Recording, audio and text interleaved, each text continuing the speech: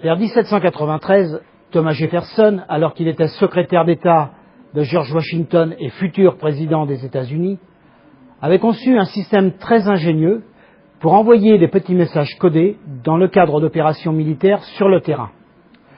Le cylindre de Jefferson consiste en une série de 25 ou 26 roues emboîtées autour d'un axe et pouvant tourner indépendamment les unes des autres autour de cet axe fixe.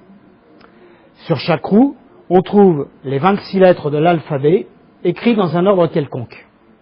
Pour coder le mot transmission, on fait tourner les roues afin de faire apparaître ce mot sur une ligne devant nos yeux.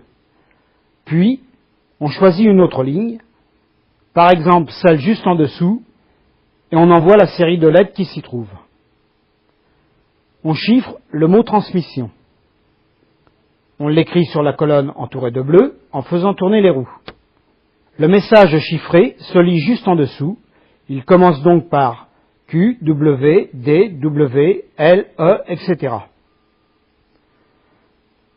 Le destinataire qui a reçu le message écrit ce mot sur une des lignes du cylindre qu'il a en sa possession. Celui-ci doit être exactement identique à celui de l'expéditeur. Ensuite, il recherche sur une autre ligne à quel message clair cela peut correspondre. Jefferson abandonna l'utilisation de ce cylindre dès 1802. Quelque temps plus tard, un militaire français, le commandant Étienne Bazery, mettra au point un cylindre de chiffrement relativement semblable au cylindre de Jefferson et le présentera sans succès au ministère de la Guerre en 1891.